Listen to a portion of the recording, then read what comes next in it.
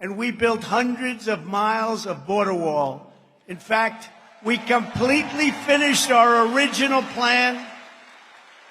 Despite 2.5 years of Democrat-inspired lawsuits, they sued me from day one on the wall. 2.5 years in court, we won every one of them.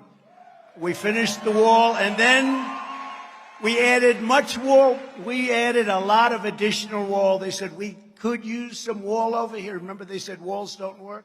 Walls and wheels. Trump is patting himself on the back for finishing the wall. He fought great adversity to get it done, blocking lawsuits at every turn. He added a whopping 47 miles to the barrier that was already there, but he also replaced older sections that needed re-walling. But if the wall was completed, then why is the GOP still mad about illegal immigration coming in from Mexico? I thought the wall was supposed to take care of all of that.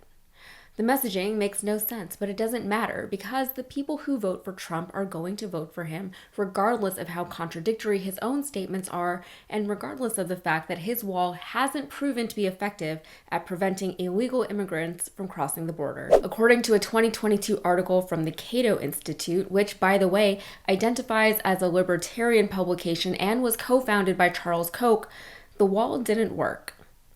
If the wall was effective at keeping people from Mexico from crossing the border into the United States, regardless of who the president is, the numbers should trend downward in the post-wall era, which is where we are now.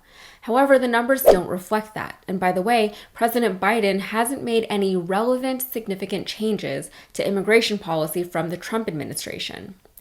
There was a brief lull in crossings in 2020, but that can most likely be attributed to the start of the pandemic.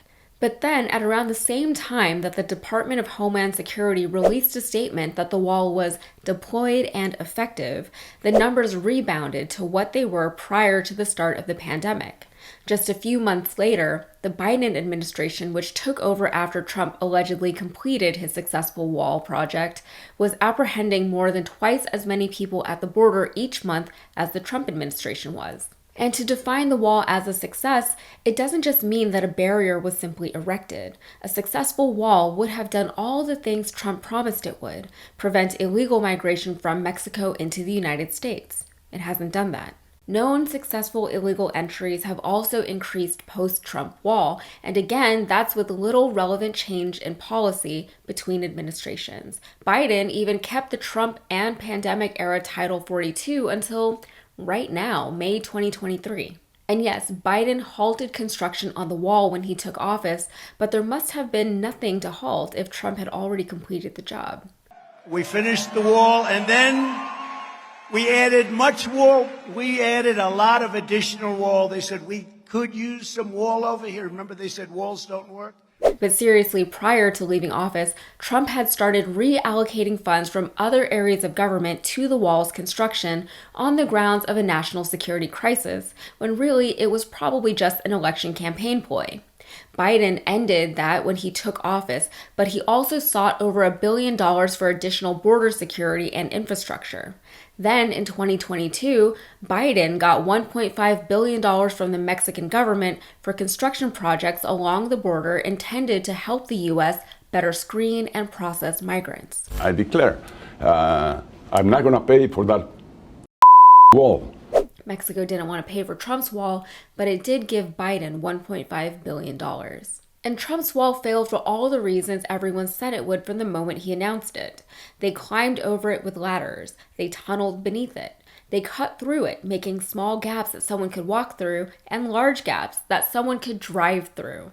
Some of them walked right up to the wall and allowed themselves to be arrested by Border Patrol agents so that they could then attempt to seek asylum. But here's the kicker. The wall may have actually made things worse at the border.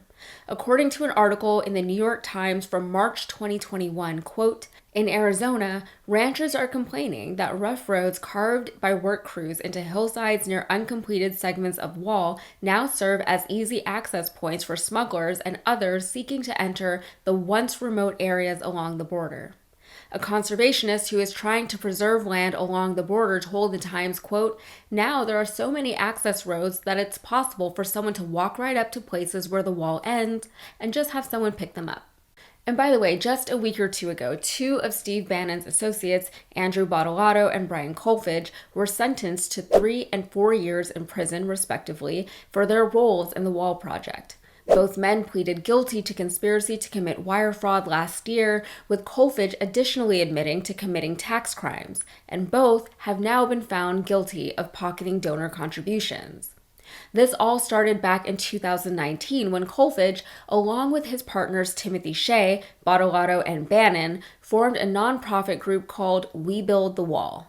Bottolato and Bannon ran the operation, but Kolfage was the public face of the group, stating that the contributions would go towards building the wall and he would, quote, not take a penny of compensation.